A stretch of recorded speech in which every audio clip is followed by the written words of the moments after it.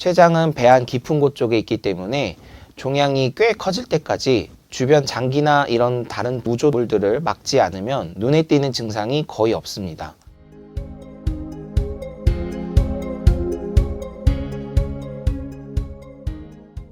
안녕하십니까.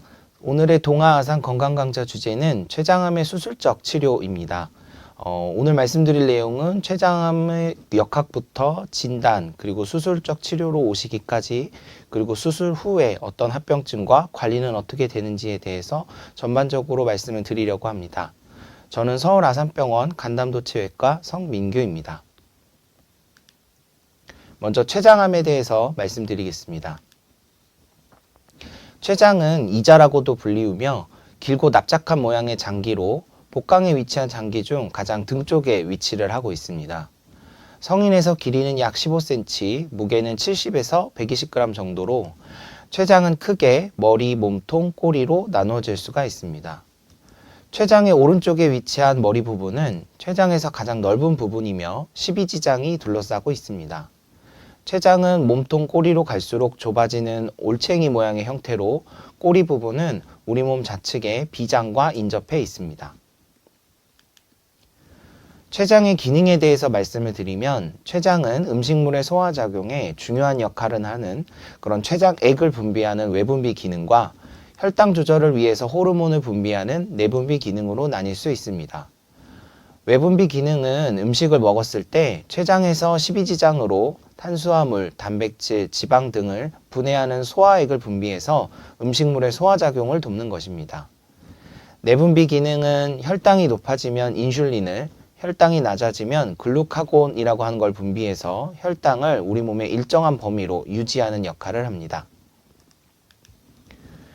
정상적으로 몸을 구성하는 세포들은 적절하게 통제가 돼서 성장을 하게 되는데 암세포로 변하게 되면 이러한 통제가 사라져서 무한하게 성장을 해서 큰 덩어리를 만들게 됩니다. 바로 췌장암이란 이러한 췌장에 발생한 악성 종양으로 췌장관의 상피세포에서 기원한 췌관선암, 이것이 전체 췌장암의 90%를 차지하고 있습니다. 일반적으로 췌장암이라고 하면 췌장액이 흘러나오는 통로 주변의 세포에서 발생하는 이러한 췌관선암이라고 할 수 있겠습니다. 2023년 발표된 중앙암등록본부 자료에 의하면 2021년 우리나라에서는 약 27만 건의 암이 새로 발생했는데 그중 췌장암은 남녀를 합쳐서 8,800건 정도, 전체 암 발생의 3.2%로 8위를 차지했습니다. 그러나 사망자는 췌장암이 2023년 7,600명 정도, 그리고 따라서 폐암, 간암, 대장암, 다음으로 네 번째 높은 사망자 수를 보였습니다. 발생하는 것과 진단하는 것에 비해서 사망률이 굉장히 높은 그런 치명적인 암이라고 할 수 있겠습니다. 또한 생활 방식이 서구화되면서 국내 췌장암 환자는 꾸준히 증가하고 있는데 췌장암은 발생 및 사망자 수가 지속적으로 증가를 하고 있어서 향후에는 간 담도계에서 발생하는 암 중 췌장암이 발생하는 그 비율과 사망자 수가 가장 많은 암종이 될 우려가 있습니다. 다음은 췌장암의 증상과 위험 요인에 대해서 말씀드리겠습니다. 췌장암의 증상은 무증상에서부터 복통, 황달, 그리고 체중 감소에 이르기까지 다양하게 나타날 수 있습니다. 질환이 초기일수록 증상이 없는 경우가 많습니다. 또한 췌장암은 증상이 있더라도 다른 소화기계 질환에서도 나타날 수 있는 그러한 비특이적인 증상들이 많기 때문에 잘 구분이 되지 않습니다. 췌장암이 진행돼서 나타날 수 있는 비교적 흔한 증상으로는 복통과 황달, 체중 감소, 식욕 저하, 소화불량 등등이 있을 수 있습니다. 또한 새롭게 갑자기 진단된 당뇨병이나 급격한 혈당 악화 또는 이런 것들도 췌장암의 증상을 의심해 볼 수 있습니다. 그렇다면 초기 증상은 왜 잘 드러나지 않는 것일까요? 먼저 췌장은 아까 설명드린 것처럼 복부 내에 있는 장기 중 가장 깊은 곳에 위치를 하고 있습니다.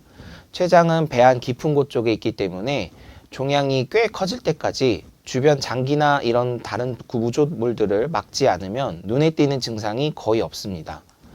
또한 증상이 비특이적이기 때문에 앞서 말씀드린 증상은 다른 위장관 질환에서도 흔하기 때문에 이러한 증상이 나타났을 때 췌장암인지 바로 떠올리기가 어려운 경우가 많습니다. 췌장암의 증상은 발생 위치에 따라서 다를 수 있습니다. 췌장 머리 쪽에 생기게 되면 그림에서 보시는 것처럼 담관을 막아서 황달이 비교적 일찍 나타날 수 있지만 췌장의 몸통이나 꼬리 쪽에 발병되게 되면 초기에는 증상이 거의 없어서 늦게 진단되고 발견되는 경우가 많습니다. 췌장암의 위험 요인으로는 먼저 유전적 위험인자로서 가족성 췌장암, 생식계 유전자 돌연변이, 그리고 유전성으로 만성 췌장염 등등을 들 수가 있습니다. 비유전적인 위험인자로는 대표적으로는 흡연이 있고요. 당뇨, 특히 50세 이후에 갑작스럽게 혈당이 상승하거나 체중 감소를 동반한 그러한 새로 생긴 당뇨병인 경우, 기존 당뇨가 갑자기 잘 조절이 되지 않는 경우, 만성 췌장염을 오래 앓는 경우나 고도비만의 경우가 들 수 있겠습니다. 음식이나 술은 아직까지 관계가 명확하지는 않지만 균형 잡힌 식사 그리고 과음을 하지 않는 것은 모든 질병의 발생을 줄이는 데 있어서 중요한 요소라 할 수 있겠습니다. 다음 췌장암의 진단에 대해서 말씀드리겠습니다. 췌장암의 조기 진단이 어려운 이유는 췌장암의 초기 증상이 잘 발현되지 않는 이유와 같습니다. 역시 증상이 무증상이고 비특이적이기 때문인데요. 또한 확실하게 검진용으로 딱 맞는 췌장암의 특기적인 피검사나 영상이 아직 부족합니다. 또한 공인된 조기 진단 바이오마커가 부재한 것도 현실입니다. 조직 검사를 위한 생검은 기술적으로도 어렵고 이 시술과 관련된 부작용이 높기 때문에 일반적인 건강 검진에 포함시키기 어려운 문제가 있으며 만일 생검을 통해서 췌장의 전암성 병변이 진단된다고 하더라도 수술 범위가 크고 합병증이 많은 수술의 특성상 췌장 수술을 선택하는 것이 선뜻 쉽지는 않은 것이 현실입니다. 먼저 기본 혈액 검사입니다. 우리가 피검사를 통해 보는 것은 크게 세 가지입니다. 첫째, 간과 담도의 기능입니다. 빌리루빈이나 ALP, AST, ALT 같은 수치를 통해서 담즙이 잘 빠져나가는지, 간이 무리 없이 일을 잘 하고 있는지를 확인합니다. 췌장이 담도를 눌러서 황달이 오거나 담즙 흐름이 막힌 경우 이 수치들이 변하기 때문에 병의 단서를 얻을 수 있습니다. 두 번째로는 신장 기능과 염증 수치입니다. 치료나 수술을 안전하게 진행할 수 있는 상태인지, 몸에 염증이나 감염이 있는지 함께 확인을 해서 가장 안전한 치료 방법을 결정하는 데 사용합니다. 다음은 종양 표지자, 특히 CA19-9이라고 하는 검사입니다. CA19-9은 췌장암 환자에서 올라가는 경우가 있어서 우리가 참고 지표로 많이 사용을 합니다. 치료를 시작하기 전에 기준값을 확인해 두었다가 이후에 수치가 내려가는지 다시 올라가는지를 확인하게 되면서 치료가 잘 듣고 있는지 재발 징후는 없는지를 추적하는 데 도움이 됩니다. 하지만 여기서 가장 중요한 점은 이 CA19-9이라고 하는 수치만으로 췌장암이 있다고 단정할 수는 없다는 것입니다. 담도염이나 담석, 다른 질환이 있어도 올라갈 수 있고 반대로 췌장암이 있어도 정상인 분도 계시기 때문에 단독 진단 검사가 아니라 영상검사나 조직검사와 함께 종합해서 해석해야 하는 검사라고 이해해 주시면 좋겠습니다. 초음파는 검사실에서 이제 배에 젤을 바르고 기계를 문지르면서 보는 아주 익숙한 검사입니다. 통증이 없고 방사선 노출도 없어서 가장 먼저 시행하는 기본 검사라고 보시면 됩니다. 다만 췌장에서는 한계가 있습니다.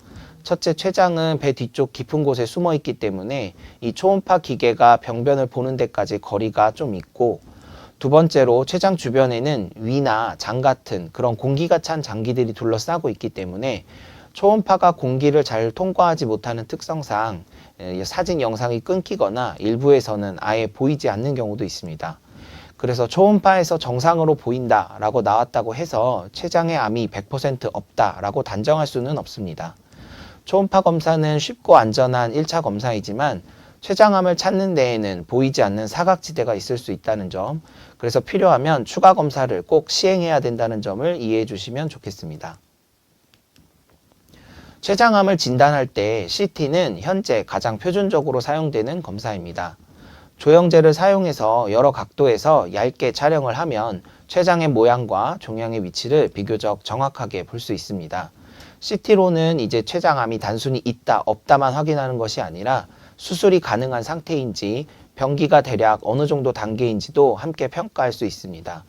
첫째로 주변 혈관이나 다른 장기를 침범했는지 확인을 하고, 두 번째로 림프절 전이 여부를 확인하면서, 세 번째로 간이나 복막 등 복각 내에 다른 부위로 전이가 있는지를 함께 확인을 합니다. MRI는 강한 자기장을 이용해서 찍는 영상 검사로 CT와 달리 방사선의 노출이 거의 없습니다.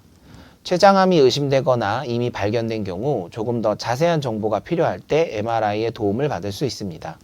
특히 담관과 췌관의 그러한 해부학적 구조를 아주 선명하게 볼 수 있습니다. 담즙과 췌장액이 흐르는 관의 굵기나 어디가 막혔는지, 암 때문에 눌렸는지, 혹은 암 이외의 다른 돌 같은 다른 원인에 의해서 막혔는지 등을 밝게 보이게 해서 확인할 수 있기 때문에 황달이 있으신 환자분이나 담관이 늘어나 있는 환자분들에게 특히 도움이 될 수 있습니다. 또한 CT와 마찬가지로 진단과 병기 결정에 도움을 줄 수 있어서 CT와 함께 추가적인 정보를 확인하고 치료 계획을 세우는 데 도움을 줄 수 있습니다. 다음은 내시경 초음파, EUS라고 부르는 내시경 초음파입니다. 이 검사는 말 그대로 내시경 끝에 초음파 기계를 달아서 보는 검사입니다. 일반 위내시경처럼 입으로 내시경을 넣어서 위나 12지장까지 들어간 후 거기에서 바로 초음파를 써서 췌장을 아주 가까운 거리에서 자세하게 관찰하는 방식입니다. 그래서 장점이 몇 가지가 있습니다. 첫째, 일반 초음파나 CT에서 잘 안 보이던 작은 혹이나 낭종 같은 것들도 훨씬 더 선명하게 볼 수가 있습니다. 췌장 바로 옆에서 보는 초음파이기 때문에 몇 밀리미터짜리 작은 병변도 확인이 가능할 수 있습니다. 둘째는 필요한 경우 조직 검사를 함께 시행을 할 수 있습니다. 의심되는 부위가 있으면 내시경 안에 얇은 바늘로 세포를 소량 채취해서 정확히 암인지 아닌지를 확인할 수 있습니다. 피부를 뚫지 않고 내시경 안에서 진행하기 때문에 흉터는 남지 않고 검사는 대부분 수면 내시경과 비슷한 방식으로 진행되기 때문에 환자분께서 잠이 든 사이에 검사가 진행되고 끝나는 경우가 많고 대부분은 큰 통증 없이 안전하게 이루어질 수 있습니다. 이번에는 내시경적 역행성 담체관 조영술 ERCP에 대해서 말씀드리겠습니다. 이 검사는 주로 담관이나 췌관이 막히거나 좁아졌을 때 원인을 확인하고 동시에 치료까지 할 수 있는 내시경 검사입니다. 방법을 간단히 말씀드리면 위내시경처럼 입으로 내시경을 넣어서 12지장까지 내려간 뒤 12지장 안에 있는 담즙, 췌장액이 나오는 입구를 찾습니다. 그 위치에 아주 가는 관을 넣어서 담관이나 췌관 안으로 조영제를 주입하게 되면 엑스레이를 통해 관이 어떻게 생겼는지, 어디가 좁아졌는지 혹은 어디가 막혀 있는지를 자세히 볼 수 있습니다. 이 ERCP의 역할은 크게 세 가지입니다.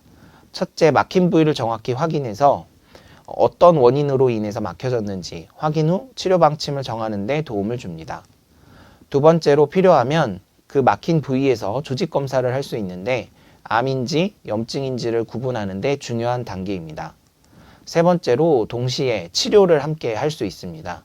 좁아진 곳을 넓히고 플라스틱이나 금속 스텐트를 넣어서 담즙이 잘 빠지게 해주면 황달이나 가려움, 통증 등등이 좋아지고 수술이나 항암 치료를 안전하게 준비할 수 있습니다. 췌장암이 의심이 될 때 병원에서 어떤 순서로 검사와 치료를 진행하는지를 간단히 정리해 보겠습니다. 복통이나 체중 감소, 황달과 같은 증상이 있거나 문진 진찰에서 이상이 보이면 간 기능, 빌리루빈, 종양 표지자와 같은 기본 피검사를 시행해서 담도 막힘이나 염증이 있는지를 먼저 확인합니다. 그 다음 췌장 전용 조형 CT 또는 상황에 따라 MRI, MRCP 같은 정밀 검사를 시행합니다. 이 단계가 췌장을 가장 자세히 들여다보는 중요한 검사입니다. 정밀 검사에서 병변이 보이면 수술이 가능한지, 다른 장기로 퍼졌는지, 병기, 즉 병의 진행 정도를 평가하고 필요한 경우 내시경 초음파를 통해서 조직 검사를 해서 정확히 췌장암인지를 확인합니다. 또 하나 중요한 경우 종양 때문에 담관이 막혀서 황달이 있는 경우에는 ERCP라는 내시경 시술로 담즙을 빼주고 스텐트를 넣어서 몸 상태를 안정시킨 후 치료 계획을 세우게 됩니다. 정리하면 증상과 검사 결과를 종합해서 어떤 검사가 언제 필요한지 저희 의료진이 단계적으로 결정을 하고 그 과정을 통해 최대한 정확하고 안전하게 진단과 치료를 진행하게 됩니다.